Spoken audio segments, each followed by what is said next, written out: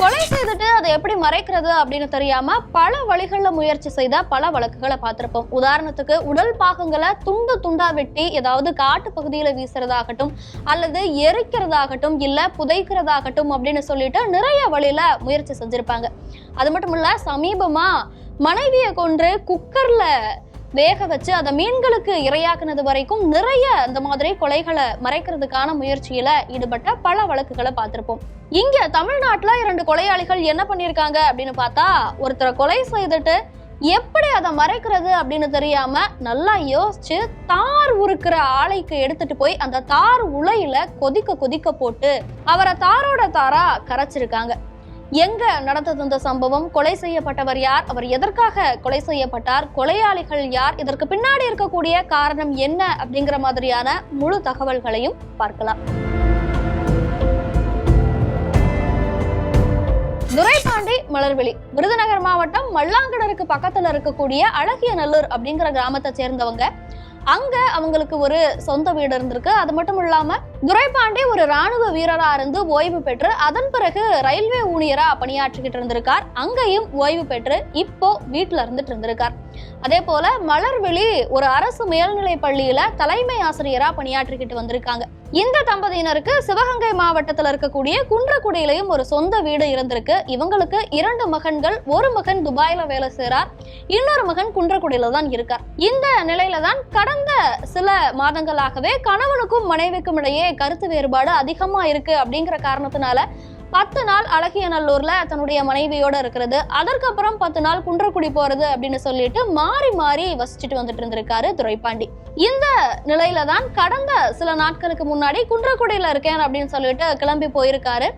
அவரு போகும்போது ஏதோ ஒரு நாட்டு மருந்து தயாரிச்சு வச்சிருக்கார். சுத்த மருந்து தயாரிக்கிறேன் அப்படின்னு சொல்லிட்டு ஒரு மருந்து தயாரிச்சு வச்சிருக்கார். அது ரொம்ப துர்நாற்றம் வீச ஆரம்பிச்சிருக்கு. உடனடியா மலர்விழி என்ன பண்ணிருக்காங்க அப்படின்னா, இதை பத்தி கணவன் கிட்ட சொல்லலாம் அப்படின்னு சொல்லிட்டு அவருக்கு தொடர்ச்சியா போன் செய்துட்டே இருந்திருக்காங்க. எவ்வளவுதான் சண்டை போட்டாலும் தன்னோட மனைவி போன் செய்தாங்க அப்படின்னா டக்குன்னு எடுத்து பேசுற ஒரு நபர் தான் துரைபாண்டி.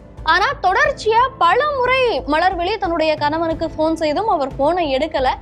என்னாச்சு அப்படின்னு தெரியல. ஒரு நாள் பாக்குறாங்க, 2வது நாளும் அதே போல எந்த ஒரு போனுமே தன்னுடைய கணவன் கிட்ட இருந்து வரல. இவங்க போன் பண்ணாலுமே எடுக்கல. அப்படிங்கிறதுனால பதறி போய் கடந்த மார்ச் 1ஆம் தேதி காவல்துறையில புகார் அளிக்கிறாங்க.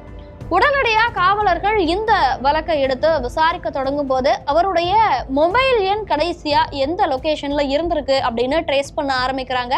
அதே போல கடைசியா இவர் யார் யாருக்கெல்லாம் பண பரிவர்த்தனை பண்ணியிருக்காரு அப்படின்னு சொல்லிட்டு அவருடைய வங்கி கணக்கையும் சரி யூபிஐ ஹிஸ்டரியும் சரி தோண்ட ஆரம்பிக்கிறாங்க. இதுலதான் கடைசியா இவர் இறக்குறதுக்கு சில நாட்களுக்கு முன்னாடி ராம்குமார் அப்படிங்கிற ஒருத்தருக்கு நிறைய தொகை அனுப்புனது தெரிய வந்திருக்கு. உடனடியா காவல்துறையினர் ராம்குமாரை விசாரணை வளையத்துக்குள்ள கொண்டு வராங்க. என்ன நடந்தது, எதற்காக இவ்வளவு தொகை உங்களுக்கு அனுப்பப்பட்டிருக்கு, நீங்க எதற்காக அதெல்லாம் பிரிச்சு உங்களுடைய உறவினர்களுக்கு அனுப்பி இருக்கீங்க அப்படின்னு தொடர்ச்சியா அவர்கிட்ட விசாரணை மேற்கொள்றாங்க. முதல்ல எனக்கு எதுவும் தெரியாது, நாங்க ஒரு கார் வாங்கினோம், அதுக்காக அவர் அமௌண்ட் கொடுத்தாரு அப்படின்னு சொல்லியிருக்காங்க. கார் வாங்கினது உண்மையா அப்படின்னு விசாரிக்கும் போது ஆமா, தனக்கு வயதாயிருச்சு அப்படிங்கிற காரணத்தினால போயிட்டு வர்றதுக்கு கார் வேணும், நடக்க முடியல, அதிக தூரம் பயணம் செய்ய முடியல அப்படின்னு சொல்லிட்டு கார் வேணும் அப்படின்னு ராம்குமார் கிட்ட கேட்டிருக்கார். ராம்குமாருக்கும் துரைபாண்டிக்கும் எந்த சம்பந்தமும் இல்லை. ஆனாலும் எப்படி ராம்குமாரை தொடர்பு கொண்டாங்க அப்படின்னு கேட்கும் போதுதான் அதே கிராமத்தை சேர்ந்த, அதாவது துரைபாண்டியோட அழகியநல்லூர் கிராமத்துல இருக்கக்கூடிய பாண்டி அப்படிங்கிற ஒருத்தர் ராம்குமார் வேலை செய்யற அதே தார் உருக்கிற ஆலையில தான் வேலை செய்துட்டு இருந்திருக்கார்.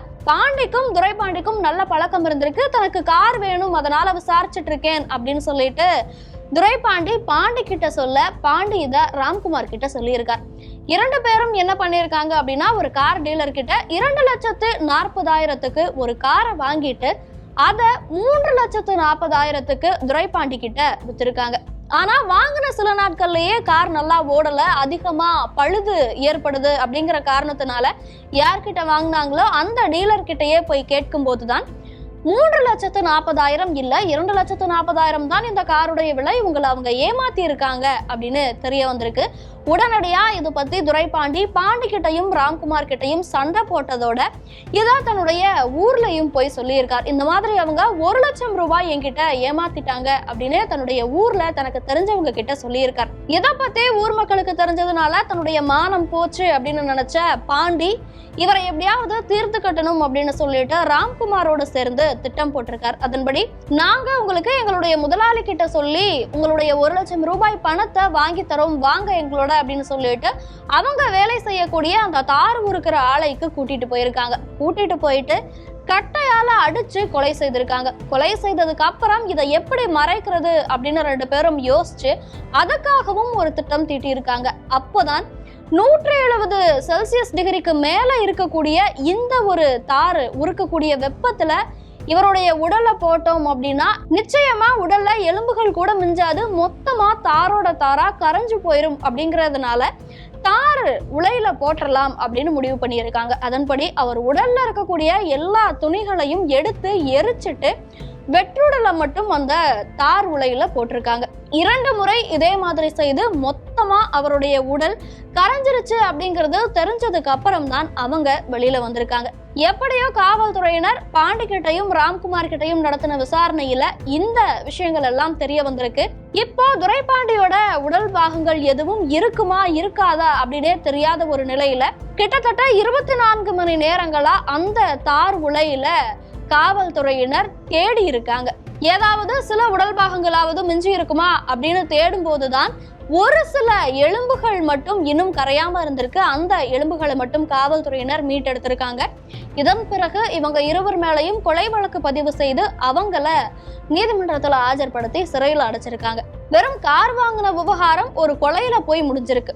1 லட்சம் ரூபாய் அதிகமா கேட்டு தன்னை ஏமாத்திட்டாங்க அப்படிங்கிற காரணத்தை ஊர் மக்கள் கிட்ட சொன்னதுனால இது தங்களுக்கு மரியாதை குறைச்சலா ஆயிடுச்சு, தங்களுடைய மானம் போச்சு அப்படின்னு நினைச்ச இருவர் கொடூரமான முறையில கொலை செய்து அவருடைய உடல் உறுப்புகளை கூட விட்டு வைக்காம கொதிக்கிற தார் உலையில போட்டு எரிச்சிருக்காங்க. இத பத்தி நீங்க என்ன நினைக்கிறீங்க? இது குறித்தான உங்களுடைய பார்வை என்ன அப்படிங்கறத கமெண்ட்ல சொல்லுங்க.